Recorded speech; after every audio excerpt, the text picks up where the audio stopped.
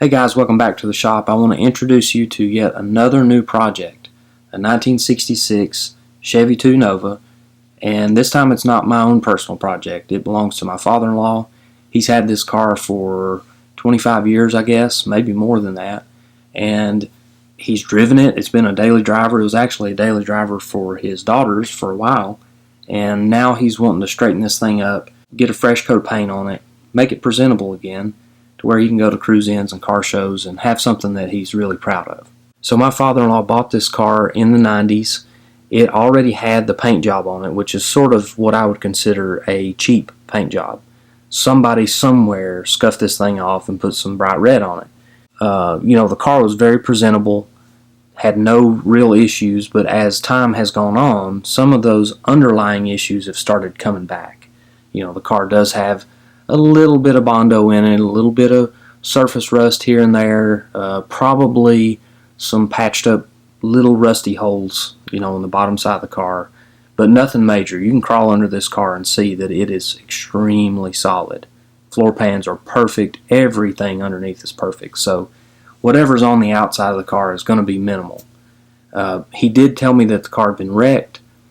The front fender and door has been replaced with a junkyard fender and door from a different car.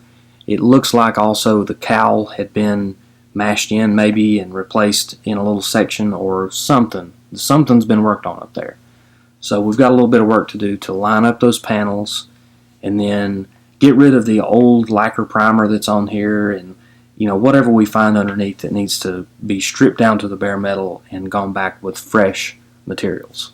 I'm not going to take it completely apart. I'm going to take the trim off. I'm going to take the door handles off, the mirrors, bumpers, all that kind of stuff will come off just so that it's easier to reach some of those other areas.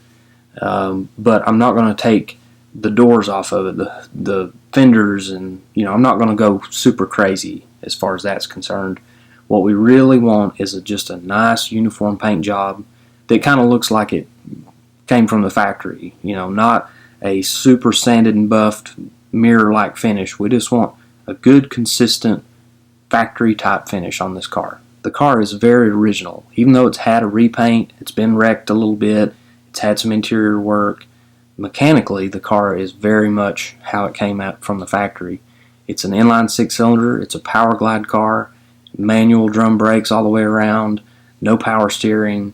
This car is pretty much stripped down. There's not a whole lot of options here or creature comforts. So, we might change that a little bit with some of these new upgrades. We're definitely going to upgrade the brakes a little, but who knows? We'll see what happens with this project. The first thing on the list, though, is to get it straightened up and get some fresh paint on it. Before I can start stripping the paint, I need to go through and remove all the trim, remove the bumpers, remove everything that's somewhat easy to access.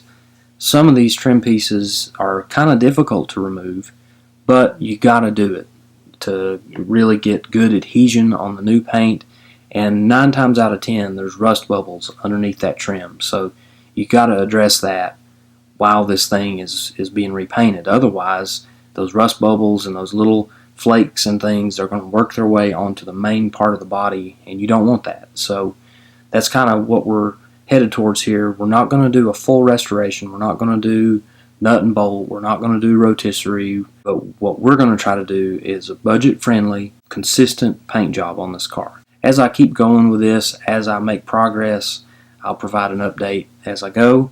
But just stay tuned, because we're really going to make a big transformation on this car, from primered and cracked paint and faded paint and rust bubbles here and there to a really presentable, good-looking car. So just stay tuned. We got a new video every Friday, but I wouldn't expect another update on this thing for a little while, but I will keep you updated as we go. Thanks for watching.